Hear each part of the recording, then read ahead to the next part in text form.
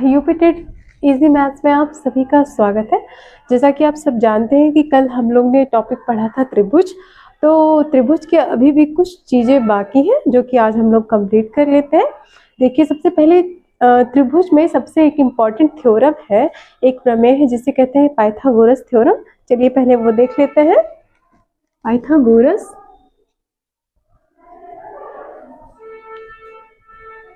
Theorem, ठीक है, Pythagoras theorem प्रमेय।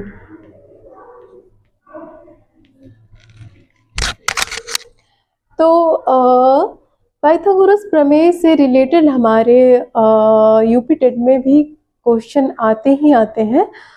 देखिए, सबसे पहले आपको ये जानना जरूरी है कि पाइथागोरस प्रमेय एक्चुअली होता क्या है। देखिए, कल मैंने आपको बताया था कि त्रिभुज क्या होता है, त्रिभुज की डेफिनेशन बताई थी, परिभाषा ये बताया था कि त्रिभुज कितने प्रकार के होते हैं, भुजाओं के आधार पर कितने प्रकार के होते हैं और कोण के आधार पर कितने प्रकार के होते हैं। तो सब ये पाइथागोरस प्रमेय जो हमारा लगता है ये हमारे समकोण त्रिभुज में लगते हैं, ठीक है। समकोण त्रिभुज मैंने आपको बताया था कि जिस त्रिभुज का एक कोण 90 अंश का हो, 90 डिग्री का, उसे समकोण त्रिभुज कहते हैं। तो पाइथागोरस थ्योरम का जो स्टार्टिंग होता है वो समकोण त्रिभुज से ही होता है, ठीक है। तो चलिए देख लेते हैं। ये हमारा एक समकोण त्रिभुज है, एक कोण 90 डिग्री का। तो पाइथागोरस प्रमेय ये कहता है कि ABC है, पाइथागोरस प्रमेय ये कहता है कि किसी समकोण त्रिभुज में कर्ण का वर्ग बराबर होता है लंब के वर्ग प्लस आधार के वर्ग के, है ना। अभी कर्ण क्या होता है, लंब क्या होता है, आधार क्या होता है। देखिए, किसी समकोण त्रिभुज में जो कोण 90 डिग्री का होता है, देखिए कोण भी 90 का है ना, उसके जस्ट सामने वाली भुजा, देखो इसके सामने वाली भुजा क्या है, AC है ना। AC क्या कहलाएगा, कर्ण। हिंदी में इसको हाइपोटेनस एच डिनोट करते हैं, ठीक है। अब 90, जिन दोनों भुजाओं पर 90 अंश का कोण बना हुआ है उसकी एक भुजा कहलाती है लंब और दूसरी भुजा कहलाती है आधार, ठीक है। लंब मतलब परपेंडिकुलर, इंग्लिश में कहते हैं P। आधार मतलब बेस, इंग्लिश में कहते हैं B। कर्ण मतलब हाइपोटेनस, इंग्लिश में H, ठीक है। परपेंडिकुलर P से डिनोट होता है, बेस B से डिनोट होता है, हाइपोटेनस H से डिनोट होता है। तो कहता है पाइथागोरस थ्योरम हमारा कहता है कि किसी समकोण त्रिभुज में, त्रिभुज हमने समकोण ले लिया, कर्ण का वर्ग ये बराबर होता है आधार के वर्ग प्लस लंब के वर्ग के। यही आपका पाइथागोरस प्रमेय है, ठीक है। कर्ण पे बना वर्ग बराबर होता है आधार पे बने वर्ग और लंब पे बने वर्ग के योग के, ठीक है। ओके, तो चलिए देख लेते हैं इस पर आधारित प्रश्न। ओके, चलिए देखते हैं क्या कह रहा है। ओके, चलिए देखते हैं क्या कह रहा है क्वेश्चन हमारा ये कह रहा है कि किसी समकोण त्रिभुज में कर्ण 5 सेंटीमीटर है, लंब 4 सेंटीमीटर है, तो आधार कितना होगा, क्वेश्चन मार्क मतलब कितना होगा, ठीक है। तो देखिए, समकोण त्रिभुज की यदि दो भुजाएं दी गई हैं तो तीसरी भुजा बहुत ही आसानी से पता लगाया जा सकता है पाइथागोरस प्रमेय का इस्तेमाल करके, है ना। ठीक, तो देखिए पाइथागोरस प्रमेय हम जानते हैं, कर्ण का स्क्वायर, कर्ण का वर्ग बराबर लंब का वर्ग प्लस आधार का वर्ग, है ना, ठीक है। ओके, कर्ण कितना है 5 सेंटीमीटर, 5 का वर्ग बराबर लंब कितना है 4 सेंटीमीटर, 4 का वर्ग, आधार कितना है हमको नहीं पता, बी लिख दो, बी है ना, बेस, ठीक है। ओके, 5 का स्क्वायर, ये देखो 4 का वर्ग यहाँ पर पॉजिटिव साइन के साथ में है ना, तो इधर भेजिए, यहाँ माइनस नेगेटिव साइन के साथ में आ जाएगा, यहाँ बचा खाली बी स्क्वायर। बी स्क्वायर देखो आप इसको दो तरीके से कर सकते हो, 25 माइनस 16 ऐसे भी कर सकते हो, या फिर a square minus B square का सूत्र भी लगा सकते हो। ठीक है, हम लगा रहे हैं a square minus B square का सूत्र a plus B into A minus B, है ना। ठीक है, आप 25 माइनस 16 करोगे तब भी आपका 9 ही आएगा। ठीक है, ऐसे भी आपका 9 ही आएगा। 5 4 9, 9 और 5 माइनस 4 1, है ना, is equal to B square, है ना। ये क्या लिखा है, 9 गुणे 1 9, 9 को किसका स्क्वायर लिख सकते हैं, 3 का, है ना। 3 का स्क्वायर बराबर बी स्क्वायर, तो बी बराबर क्या हो गया 3। मैंने आपको कल बताया था कि यदि बराबर के दोनों पक्षों में घात समान हो तो घात को हटा देते हैं। बी बराबर 3, मतलब बेस कितना आ गया 3 सेंटीमीटर। समकोण त्रिभुज का क्या क्या दिया गया था, कर्ण दिया गया था 5 सेंटीमीटर, लंब दिया गया था 4 सेंटीमीटर, पूछा था कि बेस क्या होगा, है ना। इसी तरह किसी भी समकोण त्रिभुज में यदि 2 भुजाएं इसने बता दी है तो पाइथागोरस का प्रमेय का इस्तेमाल करके आप तीसरी भुजा बहुत ही आसानी से निकाल सकते हैं। ठीक है, ओके, इसको नोट डाउन करने के लिए वीडियो को पॉज कर लीजिए। बढ़ते हैं अगले प्रश्न की तरफ।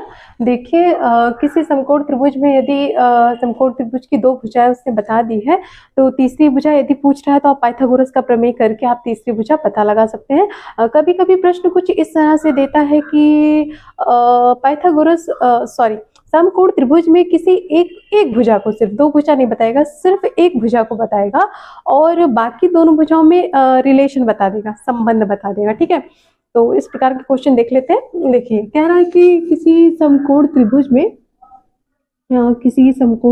में कुछ इस तरह से कि इसका कर्ण जो है, हाइपोटेनस जो है वो हमारा 12 सेंटीमीटर है और कह रहा है कि बाकी दोनों भुजाएं बेस और परपेंडिकुलर ये दोनों समान है, बराबर है।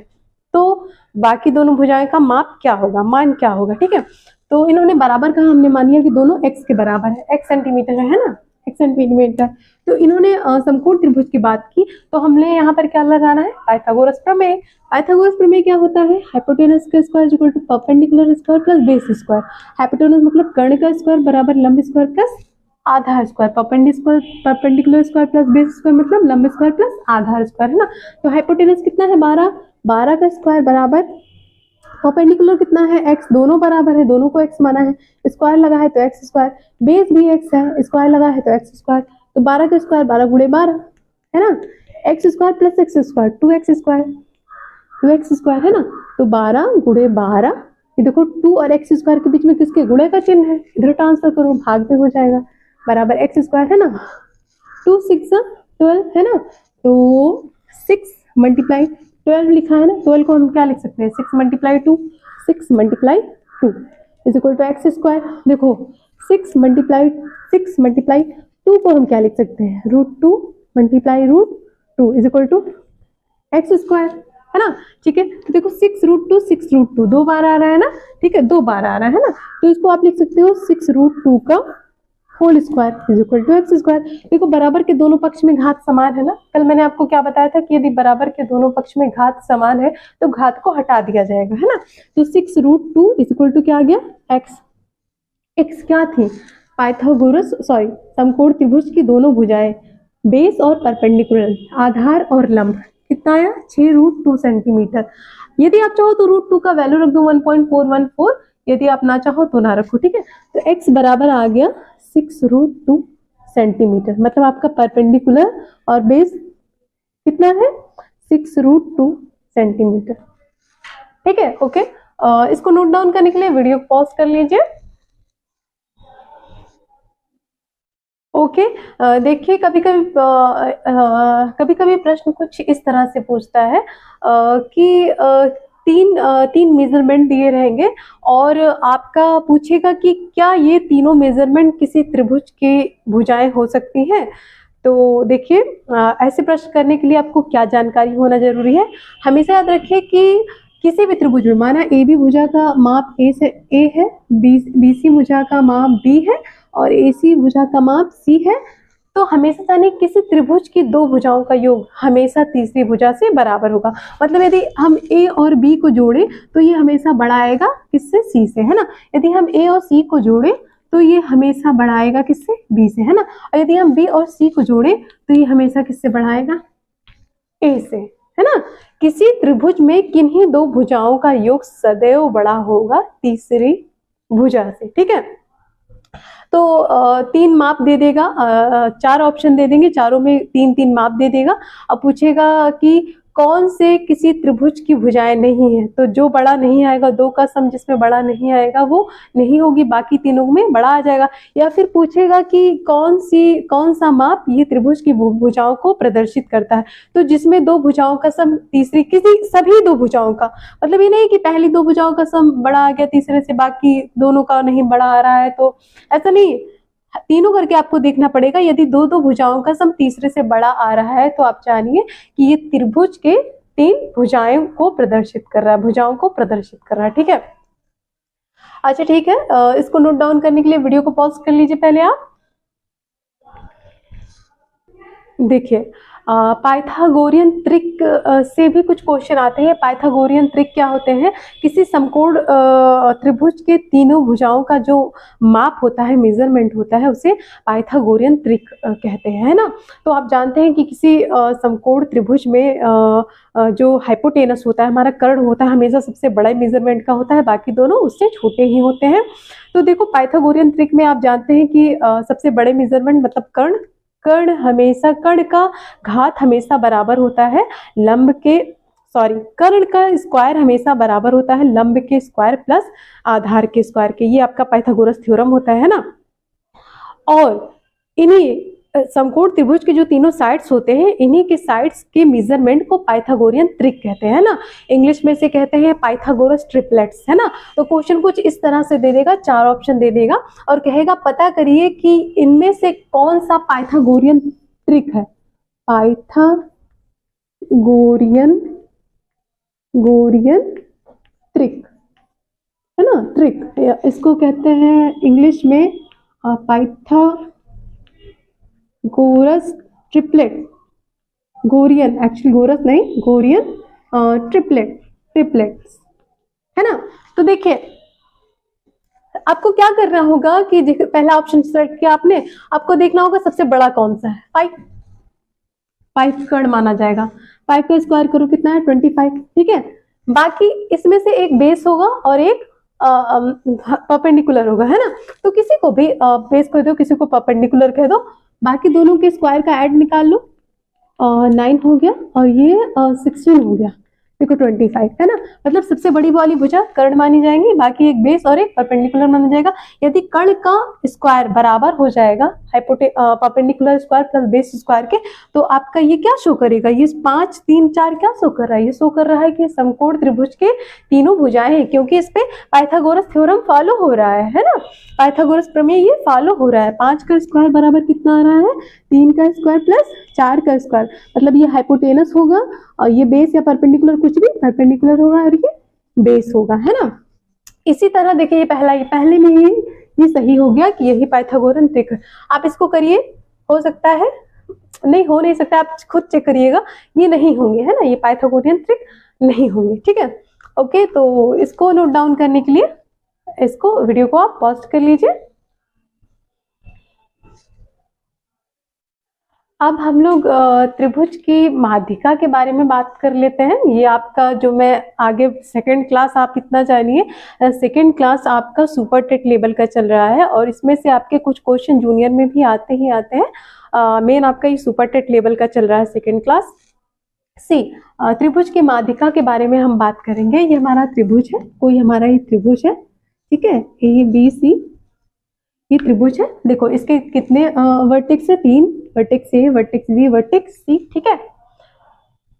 त्रिभुज के एक शीर्ष से, वर्टेक्स मतलब शीर्ष होते हैं, कोने जिसे कहते हैं, ठीक है, साधारण भाषा में। त्रिभुज के एक वर्टेक्स से उसके सामने वाली भुजा पर बीचों बीच में गिरने वाली लाइन, देखो BC का मध्य बिंदु माना D है, BC का मध्य बिंदु D है, मतलब BD और DC दोनों बराबर होंगे। BC के मध्य बिंदु से यदि A शीर्ष से हम एक लाइन मिला दे AD, तो AD इसकी क्या कहलाएगी, माध्यिका। AD क्या है, माध्यिका, ठीक है। माध्यिका क्या होती है, किसी शीर्ष से उसके सम्मुख भुजा के मध्य बिंदु पर गिरने वाली लाइन को क्या कहते हैं, माध्यिका, ठीक है। माध्यिका की प्रॉपर्टी क्या होती है कि जिस भुजा पर गिरती है उसको दो बराबर भागों में बांटती है, BD बराबर DC, और साथ ही साथ किसी त्रिभुज को दो बराबर क्षेत्रफल वाले त्रिभुज में विभाजित भी करती है। मतलब त्रिभुज ABC का जो भी क्षेत्रफल रहा हो, अब ये आधा आधा बट गया। त्रिभुज क्षेत्रफल ऑफ त्रिभुज ADB बराबर क्षेत्रफल ऑफ त्रिभुज ADC, है ना। मतलब त्रिभुज ABC का जो भी क्षेत्रफल रहा हो, अब ये आधा आधा हो गया किसमें, ट्रायंगल ABD बराबर, सॉरी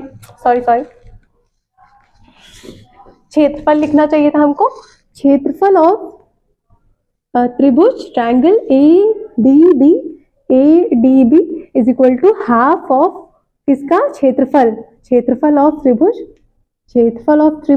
ABC।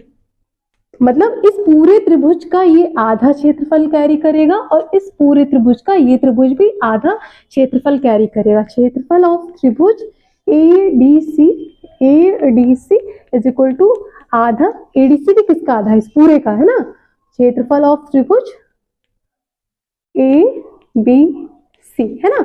मतलब माध्यिका ये करता है कि किसी त्रिभुज को दो बराबर क्षेत्रफल वाले त्रिभुज में बांट देता है। ये त्रिभुज हमारा ABC, अब ये दो त्रिभुज में बढ़ गया, किसमें, ADB में और ADC में, है ना। और दोनों का क्षेत्रफल क्या है, बराबर है, ठीक है। ओके, तो इसको नोट डाउन करने के लिए आप लोग वीडियो को पॉज कर लीजिए। ओके, त्रिभुज के इस सेक्शन में हम लोग आगे बढ़ते हैं एक बहुत ही इंपॉर्टेंट प्रमेय पे, जिसे कहते हैं मध्य बिंदु प्रमेय, इंग्लिश में कहते हैं मिड पॉइंट थ्योरम। देखिए मिड पॉइंट थ्योरम क्या होता है, किसी त्रिभुज में किन्हीं भी दो भुजाओं के मध्य बिंदु को मिलाने पर जो लाइन बनती है।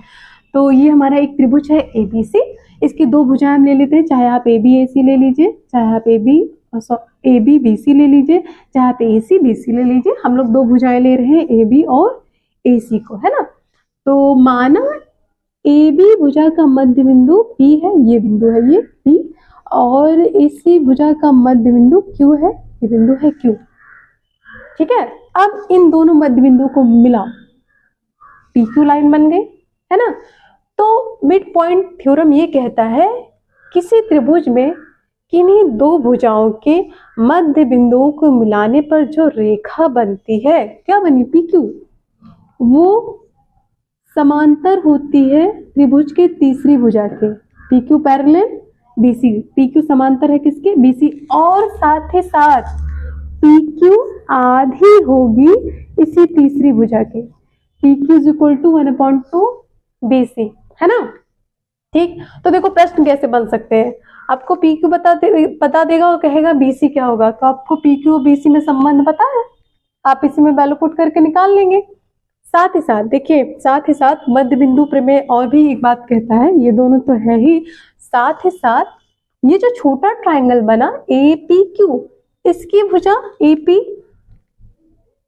बट्टे ये बड़ी वाली भुजा है, A के साथ बड़ी वाली भुजा AB, ये बराबर होगा AQ बटे A के साथ है बड़ी वाली भुजा AC के, है ना। साथ ही साथ इसको इस तरह भी लिख सकते हैं, AP पूरा ना लेके आधा ये वाला भाग PB, ये बराबर होगा AQ पूरी भुजा ना लेके आधा वाला भाग QC। इन दोनों का भाग का अनुपात भी बराबर होता है, ठीक है। तो मध्य बिंदु प्रमेय में आपका इतना है, इसको नोट डाउन कर लीजिए, वीडियो को पॉज कर लीजिए।